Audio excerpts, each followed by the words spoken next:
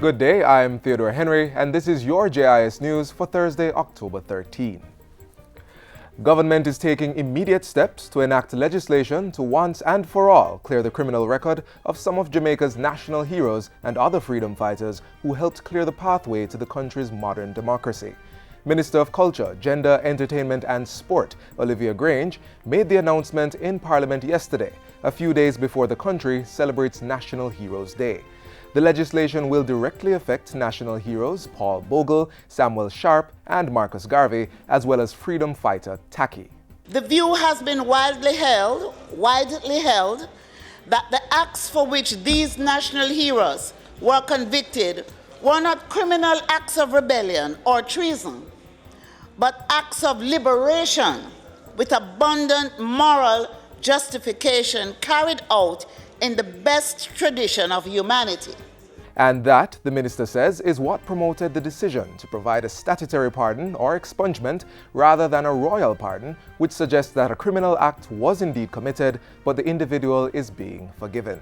This government is of the view that our heroes should be pardoned by the state as a means of blunting the edge of the sword of injustice and as a symbolic recognition of their struggle. Essentially, a statutory pardon would have the effect of saying that our national heroes did not commit any criminal offense, as the acts cannot be construed as criminal in the first place. At the same time, the Culture Minister says the administration will be vigorous in its support of the global move to expunge the criminal record of Marcus Garvey in the United States.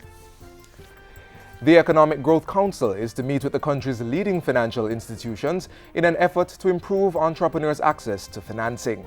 It's one of 8 growth-inducing recommendations that the council presented to a meeting of cabinet a few weeks ago. Chairman Michael Lee Chin says that in short order, the council will host a roundtable discussion with leading funding agencies such as the Exim Bank and the Development Bank of Jamaica. He was speaking on JIS TV's Issues and Answers program. So we're going to call a meeting and say, look, hither to now, you've been all working on this in your different various silos, not cross-pollinating ideas, right?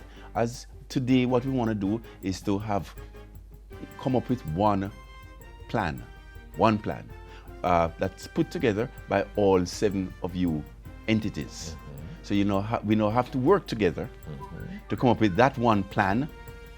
He says the proposal coming out of those discussions will be reviewed and then implemented with the guidance of the Council.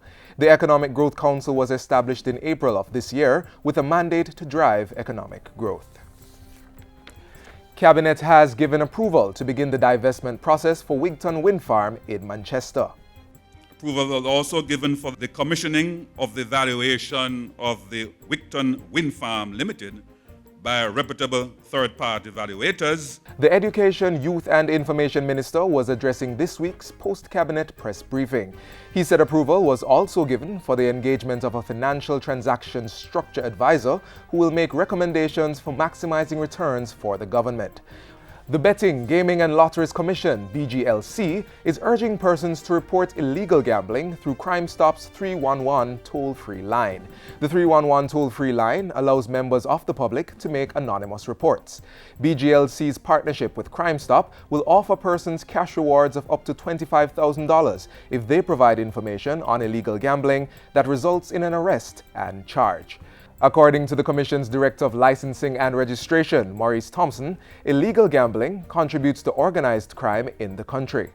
He says it also inhibits the growth of the legal industry and deprives the state of tax funds that would have normally gone towards critical projects, such as those administered by the Chase Fund.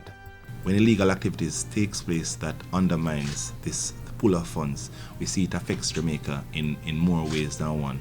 When our athletes leave next year for a World Championship, Chase is one of the first places they go to for funding.